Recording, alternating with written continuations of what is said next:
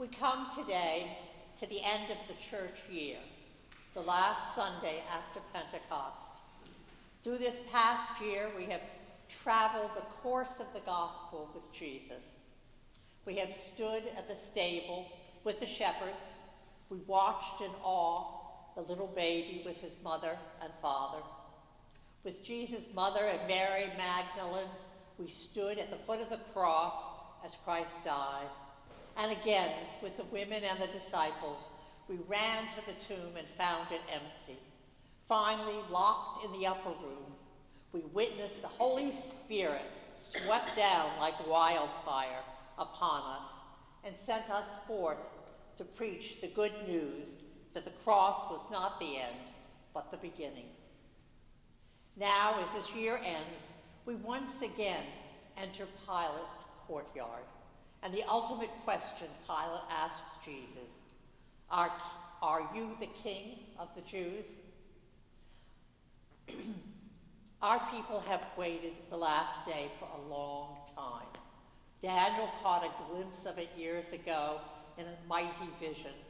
He saw an ancient one seated on the throne, surrounded by thousands and thousands. Then came someone resembling a person with the clouds of heaven. To this person, the Ancient One gave dominion and kingship.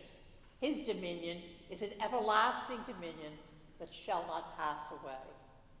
The psalmist has a song celebrating the kingship of God who made the earth secure. But even more secure is God's rule, mightier than the pounding waves of the sea. On this last Sunday, we also hear about the last day from the last book, the book of Revelation. John of Patmos, like Daniel, has seen a vision. John declares oddly and despite appearances that Jesus Christ is the ruler of the kings of the earth. The rulers are themselves ruled. John seems to stretch out his finger and point, saying, "Look, look, all of you.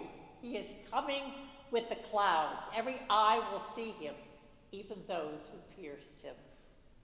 And after all these mighty pronouncements about the kingdom which God has established and will bring in, we come to this last gospel. We come to two lonely men facing one another, talking across one another. Jesus before Pilate, and Pilate before Jesus. Pilate is not a king. He is a civil servant who serves at Caesar's beck and call. And Jesus seems even less like a king. He is a man on trial and is only one step away from being executed. This is not the big splashy kingdom we were gearing up for a minute ago. Or is it? Raymond Brown, an eminent scholar of John's Gospel, is convinced that the dominant theological theme of Jesus' trial before Pilate is truth.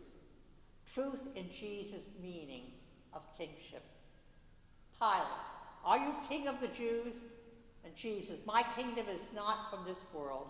If my kingdom were from this world, my followers would be fighting to keep me from being handed over. But as it is, my kingdom is not from here. Jesus notes that the refusal to resort to violence is the truth of the kingdom. Pilate asks, so you are a king? Jesus is non-committal. You say that I am a king. When Pilate addresses the crowd, he consistently calls Jesus your king. Jesus undergoes a mock enthronement at the hands of Pilate's people. He wears a thorny crown and a purple robe, and the soldiers salute him, the King of the Jews, as they slap him in the face repeatedly. And Pilate presents Jesus in his silly king costume to the crowd, regally saying, "Behold the man."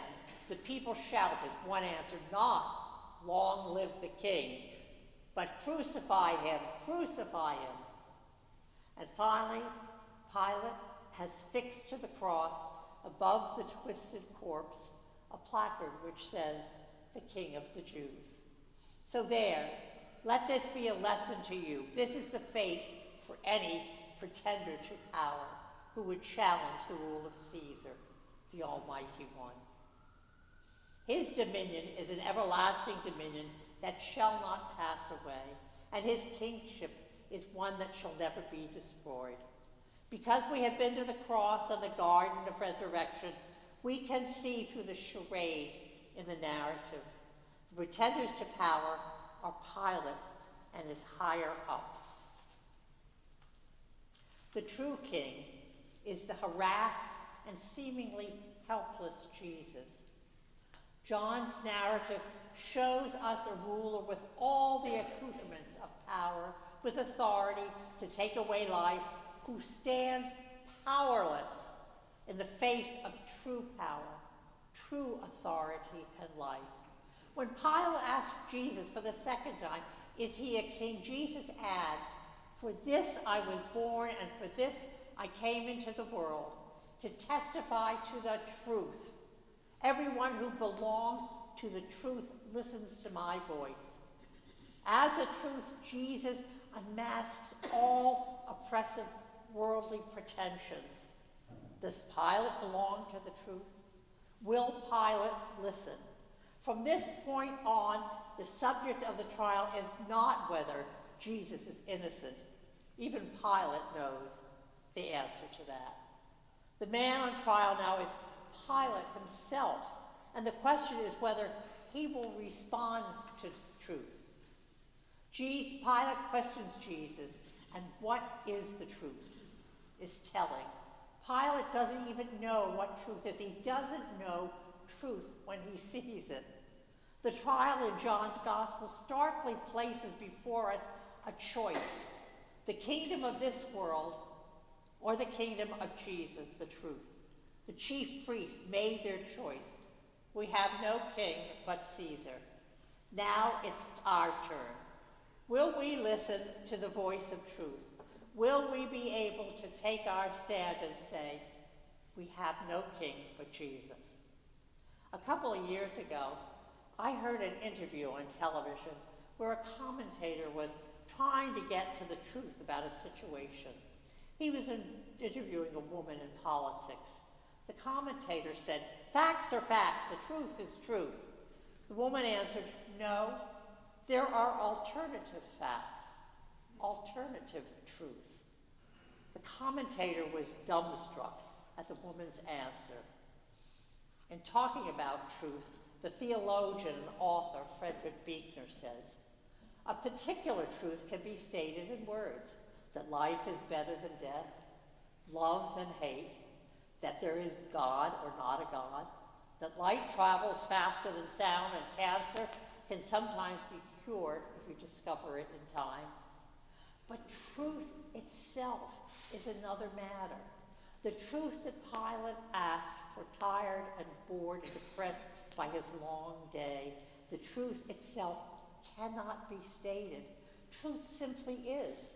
It is what it is. The good with the bad, the joy with despair, the presence and absence of God, the swollen eye, the bird pecking at the cobblestones for crumbs. Before it is a word, the gospel that is truth is silence. A pregnant silence in its 9th month, and in answer to Pilate's question, Jesus keeps silent, and even with his hands tied behind his back, he managed to somehow hold silence out like a terrible gift. In today's gospel, Pilate is struck dumb by the truth that is Jesus. Not an alternative truth, but the true nature of what kingship is, of Jesus' kingship. A simple message, but deeply subversive one, because it calls into question all other allegiances and loyalties, whatever they may be. For us, worldly power is no longer concentrated in the person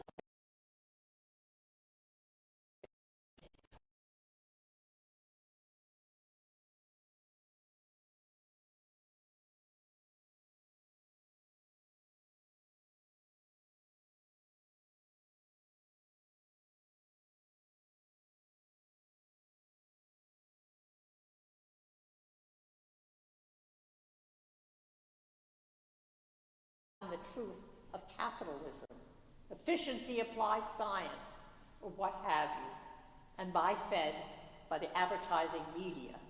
These are the powers of the world. The kingdom of Jesus subverts these powers.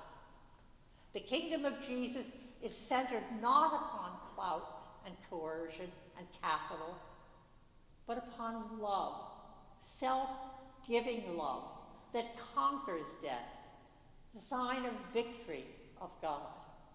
No more will we be seduced by slick advertisements, the employee of the month incentive, or stealth bombers. We look for the resurrection of the dead and the life of the world to come.